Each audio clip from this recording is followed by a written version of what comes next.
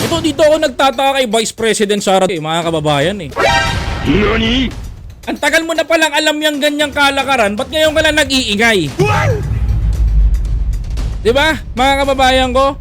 Ang tagal na palang kalakaran nito na sa mga Pilipino, ikaw, tahimik ka lang. Ngayon mo lang sinasabi yan. Kung kailan nadidiin na si Martin Romualdez, unang beses na kalaban mo, hindi mo binulgar yan.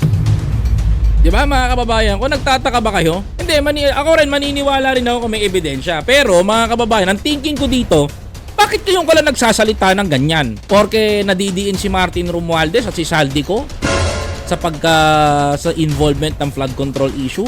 Ngayon sasabihin mo may gambling? Umatanggap? Maliwanag oh. Ang sabi niya mga kababayan, no? Questionable to. Alam mo, sa totoo lang ha, kung alam mo pala yan, bakit ngayon ka lang nagsasalita? Lahat ni Vice President Sara Duterte ang pagdawit kay dating House Speaker Martin Romualdez sa maanumalyang flood control project. Ano? Sa flood control, ma'am, pati sa sa illegal gambling. O ayan ha, inaakusahan niya si Martin Romualdez, mga kababayan ko, na tumatanggap daw di umano sa pati daw sa mga payola ng gambling.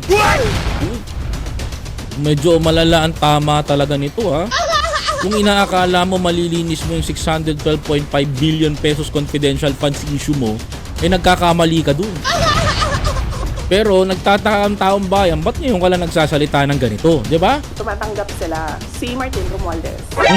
Baka kasi yung tao na nagtrabaho ng basura, flood control yung pera na tinatransport na. Nako po mga kababayan. Pero marami pang iba pang mga sources ng corruption na dinideliver. Ayan na. Ayan ang patunay.